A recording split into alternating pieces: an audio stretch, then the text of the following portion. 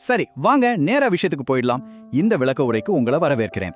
ஒரு நிமிஷம் இத கொஞ்சம் கற்பனை செஞ்சு பாருங்களேன். ஒரு மாபெரும் ராஜா ஒரு இருண்ட ராத்திரியில தன்னுடைய சொந்த நகரத்தை விட்டு உயிருக்கு பயந்து ஓடிக்கிட்டு இருக்காரு. சுற்றிலும் காரிருள், எந்த பக்கம் திரும்பினாலோ மரண பயம். இது ஏதோ ஒரு திரைப்பட காட்சி இல்லைங்க, நிஜமாகவே சரித்திரத்துல நடந்த ஒரு சம்பவம் தான். இன்னைக்கு நம்ம பார்க்க போறது இந்த சம்பவத்தோட பின்னணியில எழுதப்பட்ட சங்கீதம் 3ஆம் அதிகாரத்தை பத்தி தான். இப்போ ஒரு முக்கியமான கேள்வி. உங்க சொந்த ரத்த உறவாளியே, நீங்க ரொம்ப நேசிச்ச ஒருத்தராலேயே உங்களுக்கு ஒரு மிகப்பெரிய துரோகம் நடந்தா அது எப்படி இருக்கும்?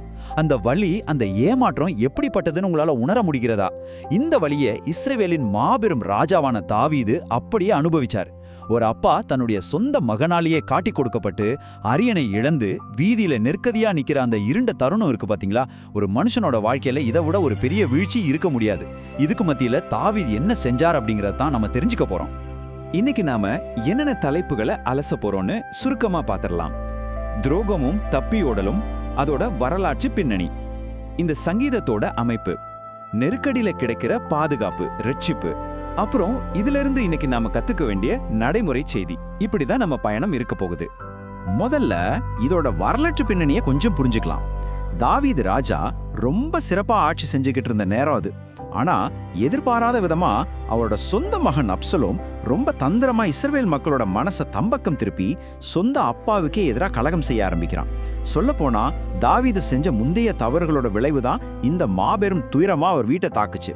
இதோட உச்சக்கட்டமா என்னாச்சுன்னா, கிமு 970ஆம் வருஷத்துல தாவீது தன்னோட உயிரை காப்பாத்திக்க எருசலேமை விட்டு தப்பி ஓட வேண்டிய ஒரு பரிதாபகரமான நிலைமை வந்துச்சு. நினைச்சு பார்க்க முடியாத ஒரு சோகம் இல்லையா? இப்போ யோசிச்சு பாருங்க, இவ்வளவு பெரிய ஒரு வலிய ஒரு மனுஷன் எப்படி தாங்குவான்? சங்கீதம் 3:1-8 வரைக்கும் உள்ள வசனங்களை கவனிச்சிங்கன்னா, தாவீது இதை 3 படிகளா எதிர்கொள்றார். முதல் படி அவருடைய புலம்பல். தனக்கு வந்த அந்த பயங்கரமான நெருக்கடியை அவர் தேவன்கிட்ட அப்படியே கொட்டி தீர்க்கிறார். 2வது படி தாவீதின் நம்பிக்கை. அந்த புலம்பல் எப்படி கொஞ்சம் கொஞ்சமா ஒரு ஆழமான விசுவாசமா மாறுதுங்கிறத நாம பார்க்க முடியும். 3வது படி தாவீதின் ஜெபம். முழுமையான ஒரு இருட்டிலிருந்து அசைக்க முடியாத ஒரு நம்பிக்கையை நோக்கி அவர் வைக்கிற அந்த பயணம் இருக்கு பாருங்க, அது நிஜமாவே ரொம்ப அற்புதமானது. இதுல எனக்கு ரொம்ப ஆச்சரியமா பட்ட ஒரு விஷயத்த உங்ககிட்ட சொல்லியே ஆகணும். சங்கீதம் 3 மற்றும் 5ஆம் வசனங்களை கொஞ்சம் ஒப்பிட்டு பாருங்களேன். ஒரு பக்கம் பௌதிக யாதார்த்தம், அதாவது தாவீதை சுத்தி எதிரிகள், உயிருக்கு பயந்து ஓடிக்கிட்டு இருக்காரு. ஆனா மறுபக்கம் ஆவிக்குரிய யாதார்த்தத்தை பாருங்க. சுத்தி இவ்வளவு பெரிய ஆபத்து இருந்தும் தேவன் தனக்கு ஒரு கேடகமா இருக்காரு அப்படிங்கிற அந்த அசைக்க முடியாத நம்பிக்கையில அவர் ரொம்ப நிம்மதியா படுத்து தூங்கி எந்திரிக்கிறாரு. இவ்வளவு பெரிய ஆச்சரியம் இது. அந்த மாதிரியான ஒரு மரண பயத்துல யாருக்காவது தூக்கம் வருமா? ஆனா தேவன் அவரை தாங்கிக்கிட்டு இருந்தார் அப்படிங்கிறது தான் அந்த அபாரமான மன அமைதிக்கு காரணம். இந்த ஒரு அசாதாரணமான நம்பிக்கையோட உச்சகட்டத்தை சங்கீதம் 3:8 தாவீது ரொம்ப ஆழமா பதிவு செய்றார். ரட்சிப்பு கர்த்தருடையது, தேவரீருடைய ஆசீர்வாதம் உம்முடைய ஜனத்தின் மேல் இருப்பதாக. இது ஏதோ மனப்பாடம் பண்ணி சொல்ற வார்த்தைகள் கிடையாதுங்க. இது ஒரு மாபெரும் ராஜாவோட ஆழமான விசுவாச அறிக்கை. தனக்கு வரவேண்டிய உண்மையான விடுதலையும் பாதுகாப்பும் எந்த ஒரு மனுஷனோட கையிலையும் இல்ல, தன் சொந்த பலத்திலையும் இல்ல, அது முழுமையா கர்த்தரோட கரத்துல மட்டுமே இருக்கு அப்படிங்கிறத தாவீது 100% உணர்ந்திருந்தார். சரி, இதெல்லாம் 3000 வருஷத்துக்கு முன்னாடி நடந்தது. இதிலிருந்து இன்னைக்கு நாம தெரிஞ்சுக்க வேண்டிய முக்கியமான விஷயம் என்ன? தாவீதோட இந்த அனுபவம் இன்னைக்கு நம்ம வாழ்க்கைக்கு ஒரு மிகச்சிறந்த பாடம். நம்ம வாழ்க்கையில நெருக்கடியான சூழ்நிலைகள் வரும்போது நாம நிச்சயமா தேவனை நோக்கி ஜெபம் செய்யணும்.